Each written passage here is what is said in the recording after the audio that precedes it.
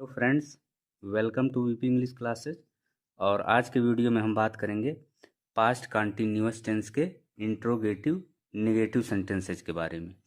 तो interrogative negative sentences यानी कि प्रश्नवाचक नकारात्मक वाक्य। तो इन वाक्यों की पहचान क्या होती है? इन वाक्यों के बीच में नहीं आता है और इसके साथ ही वाक्य के अंत में प्रश्नवाचक चिन्ह भी आता है। तो ये हो गई इंट्रोगेटिव नेगेटिव सेंटेंसेज की पहचान। अब हम बात करेंगे इंट्रोगेटिव नेगेटिव सेंटेंसेज के स्ट्रक्चर की। तो फ्रेंड्स, इंट्रोगेटिव नेगेटिव सेंटेंस की शुरुआत सबसे पहले वाज या वेयर से होती है।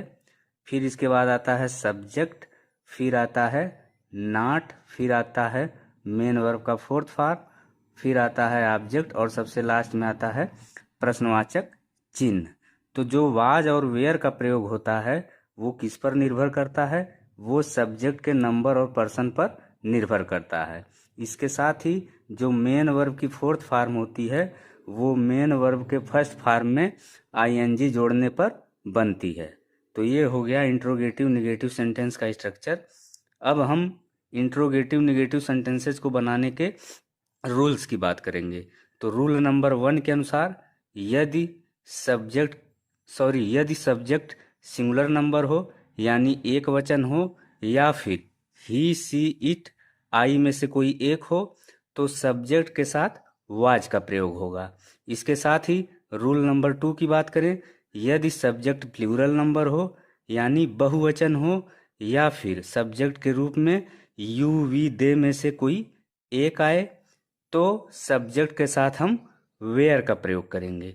तो ये हो गया 2 रूल किसका? इंट्रोगेटिव नेगेटिव सेंटेंसेज को बनाने का। अब हम इंट्रोगेटिव नेगेटिव सेंटेंसेज के एग्जाम्पल्स की बात करेंगे। तो सबसे पहले एग्जाम्पल नंबर 1, क्या वह बाजार नहीं जा रहा था? तो इस सेंटेंस में हम देख रहे हैं कि सब्जेक्ट के रूप में वह आया है यानी ही आया है। ही कौन सा सब्जेक्ट है?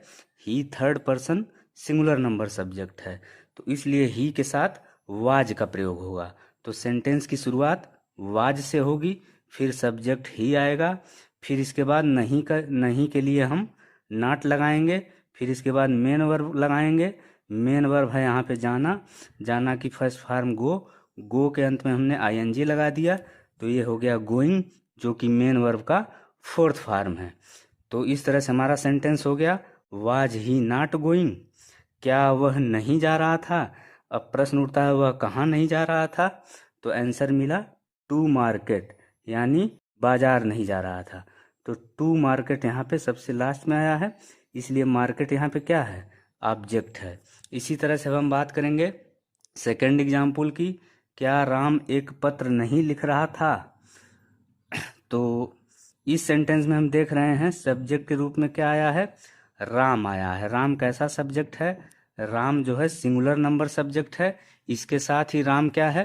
प्रॉपर नाउन है। तो इसलिए राम के साथ वाज का प्रयोग होगा। तो सेंटेंस की शुरुआत किससे होगी? वाज से होगी। फिर आएगा सब्जेक्ट यहाँ पे राम है। फिर इसके बाद हम नहीं के लिए नॉट का प्रयोग करेंगे। फिर इसके बाद हम मेन वर्ब लगाएंगे। मेन वर्ब है यहाँ पे लिखना। तो लिखना की फर्स्ट फॉर्म राइट के अंत में हमने आईएनजी जोड़ दिया। तो ये हो गया राइटिंग। तो इस तरह से हमारा सेंटेंस हो गया वाज राम नॉट राइटिंग, क्या राम नहीं लिख रहा था? अब प्रश्न उठता है राम क्या नहीं लिख रहा था? तो आंसर मिला ए लेटर यानी एक पत्र नहीं लिख रहा था। तो ए लेटर यहाँ पे सबसे लास्ट में आया है। इसी तरह से अब हम बात करेंगे अगले एग्जाम्पल की। तो फ्रेंड्स, अगला एग्जाम्पल हमारा क्या है? अगला एग्जाम्पल हमारा है एग्जाम्पल नंबर 3, क्या मैं एक किताब नहीं पढ़ रहा था? तो इस सेंटेंस में हम देख रहे हैं सब्जेक्ट कौन है? मैं है यानी आई है। आई कैसा सब्जेक्ट है? आई जो है first person singular number subject है। तो इसलिए आई के साथ किसका प्रयोग होगा? वाज का प्रयोग होगा। तो सेंटेंस की शुरुआत वाज से, फिर सब्जेक्ट आई आएगा, फिर इसके बाद नहीं की इंग्लिश नॉट लगाएंगे, फिर इसके बाद मेन वर्ब लगाएंगे। मेन वर्ब है यहाँ पे पढ़ना की फर्स्ट फॉर्म रीड के अंत में आईएनजी लगा दिया। तो ये हो गया रीडिंग।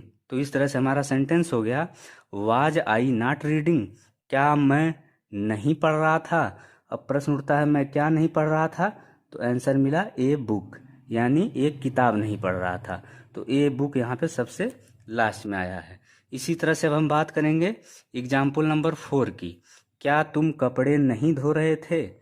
तो यहाँ पे सब्जेक्ट के रूप में तुम आया है, यानी यू आया है।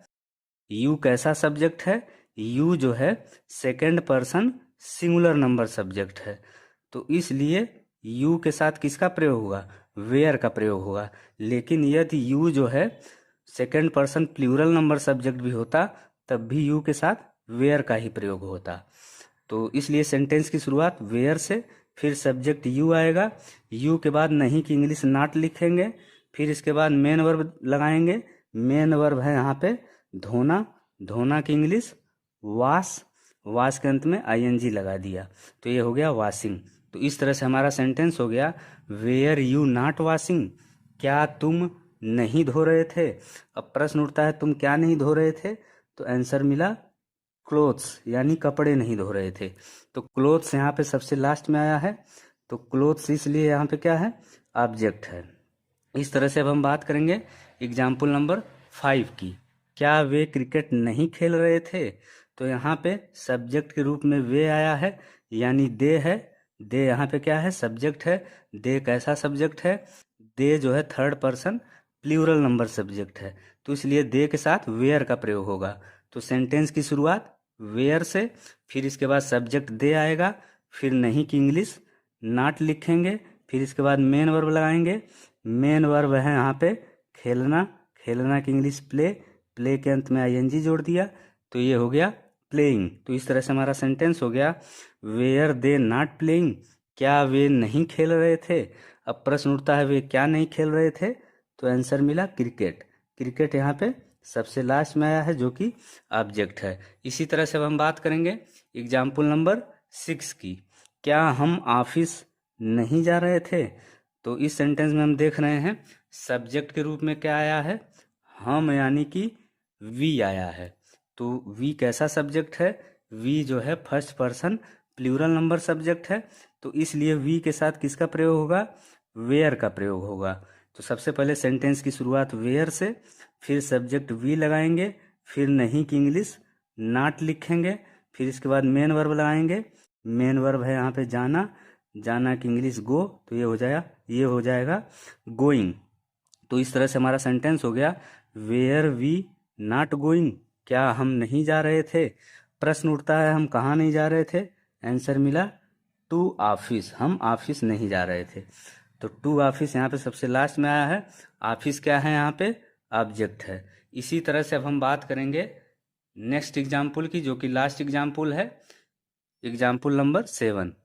क्या वह खाना नहीं बना रही थी? तो इस सेंटेंस में हम देख रहे हैं सब्जेक्ट क्या है? वह है, यानी कि सी है। सी कैसा सब्जेक्ट है?